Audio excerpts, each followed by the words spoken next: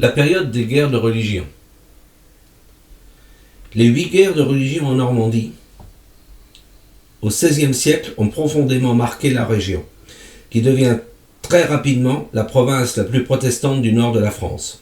Dès 1524, la réforme y trouve un écho favorable, avec la construction de temples à Saint-Lô, Rouen, Dieppe, Caen, Le Havre, Bayeux et Coutances.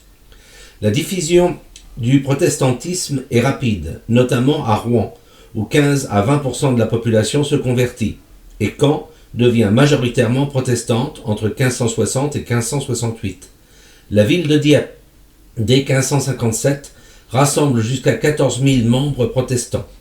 La croissance des communautés protestantes entraîne des tensions croissantes avec les catholiques, menant à la guerre de 1562, où les protestants prennent le contrôle de plusieurs villes, notamment Rouen, Dieppe, Le Havre et Caen. La résistance est menée par le comte de Montgomery face à l'armée royale. La fin de cette période voit la conversion de nombreux Normands au catholicisme, notamment après la victoire d'Henri IV qui, initialement réformé, se convertit au catholicisme en 1593. La révocation de l'édit de Nantes en 1585 entraîne la persécution des protestants avec la destruction des temples et des conversions forcées, provoquant un exil massif et un déclin économique. Au XVIIIe siècle, le protestantisme devient clandestin, pratiqué en famille ou lors d'assemblées secrètes avec une organisation limitée.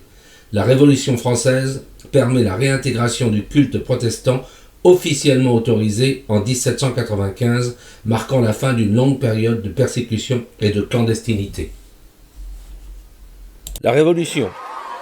C'est une plongée dans les conditions de détention, de brutalité et de violence durant la Révolution française, en particulier dans la période de la Terreur de septembre 1792 à juillet 1794. Bien que ce récit soit général, il évoque des éléments spécifiques qui peuvent faire écho à la région de Bayeux, notamment dans la description des prisons, des pratiques de détention et les témoignages personnels, comme celui d'un Bayeuxin. La période est marquée par une violence extrême, des conditions de vie déplorables en prison et une atmosphère de terreur et de déshumanisation. Les témoignages de l'époque décrivent des prisons insalubres, où rats, planteurs et promiscuité régnaient. Un exemple illustratif est celui d'un citoyen nommé Beaurecord, lié à Bayeux. Représente la réalité de nombreux détenus. Il décrit une cellule insalubre, envahie par des rats et une atmosphère nauséabonde, où la vie était constamment menacée par la saleté et la maladie. La description de ces conditions reflète la dureté de la détention qui a souvent conduit à la reconnaissance tardive de l'innocence de nombreux prisonniers. En lien avec Bayeux, on peut supposer que ces conditions étaient similaires dans les prisons locales, où la surpopulation et le manque d'hygiène étaient monnaie courante.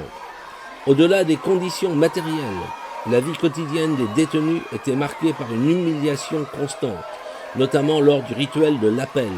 Les détenus, souvent entassés, dehors dans des conditions déplorables, étaient soumis à des guichetiers souvent ivres, accompagnés de chiens qui appelaient le nom dans le brouhaha confus.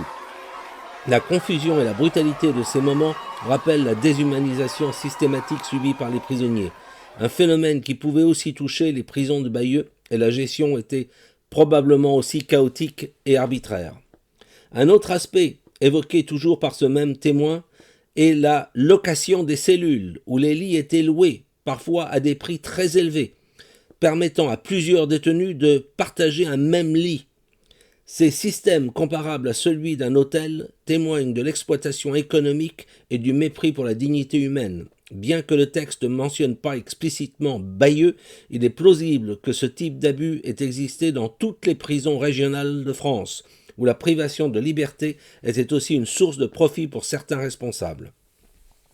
Les portraits des prisonniers montrent une diversité sociale. Des prêtres, des marchands, patriotes, cultivateurs, jeunes insouciants. Certains tentaient de maintenir leur foi ou leur commerce, d'autres chantaient ou faisaient des épigrammes, souvent avant d'être guillotinés. La description de ces vies intimes mêlées à la violence de leur fin souligne la brutalité du régime révolutionnaire.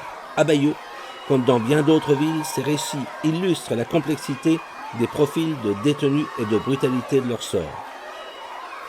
La propagande révolutionnaire et la mise en scène macabre de la guillotine sont aussi évoquées. La loterie des gagnants à la guillotine symbolise la cruauté et la manipulation de l'opinion publique. La voix du colporteur de journaux diffusant ces messages accentue l'atmosphère de terreur et de confusion. La propagande servait à justifier les exécutions et à déshumaniser les victimes. Un phénomène qui a aussi touché la région de Bayeux, où la peur et le contrôle social étaient omniprésents. Les conditions insalubres et les épidémies, notamment de petites vérolles, étaient courantes dans les prisons, comme dans celle de la Madeleine, qui pouvaient aussi concerner des établissements locaux. Des mesures d'hygiène telles que l'utilisation de chaux-vivre ont été mises en place pour limiter la propagation des maladies, témoignant d'une conscience sanitaire même dans un contexte de barbarie. Toujours dans cette idée de barbarie, on assassinera jusqu'à des chiens. Le procès et l'exécution du chien de Saint-Prix illustrent la brutalité extrême de la justice révolutionnaire. La condamnation de la bête, dressée à signaler toute intrusion et sa mise à mort après avoir mordu un agent, symbolise la folie et la cruauté de cette période. Bien que cet épisode soit spécifique, il reflète la violence généralisée qui a marqué les régions françaises, incluant bien évidemment Bayeux, où la justice révolutionnaire n'épargnait ni humains ni animaux. En résumé, ce récit met en lumière la violence, la barbarie et la déshumanisation qui ont marqué la Révolution française, avec des détails qui peuvent s'appliquer à Bayeux. Pour plus de détails, je vous invite à lire notre ouvrage qui sera très prochainement en ligne. Et la guerre de Prusse.